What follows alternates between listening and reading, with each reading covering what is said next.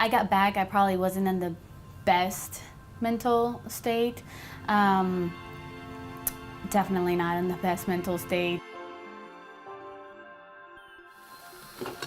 Faced a divorce. I started really internalizing a lot of the issues that I was facing, a lot of the fears, a lot of the, I guess, maybe even anger. Literally, I had to find the strength to keep moving forward because of Gabe. Alright, I got them all right. How do you know? Because your answers are right here. So I'm gonna see. I can honestly say he's definitely the reason why I got out of bed a lot of times when I didn't want to.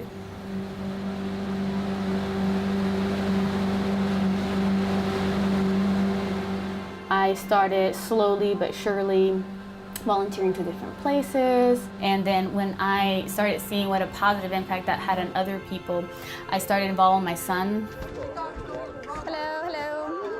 And in the process of helping others, I was helping myself heal and be a better person, a better woman, a better mom, for sure.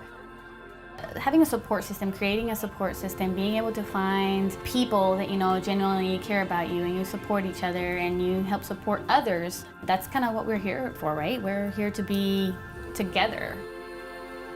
To me, it's important to teach Gabriel, as human beings, we need to be more, I can't find the word that I want to say, I know it in Spanish. More compassionate, that's the word, compasión. Sometimes things get so hectic that we can maybe sometimes lose track of that. Oh, I'm working. And I found myself probably doing that and think to myself, here I am spending all this time working, being all this time away to give him a life. But really what he really needs is me. I am Cibeles Ramirez Rodriguez. I am a single parent and my life is pretty awesome and chaotic and I love it.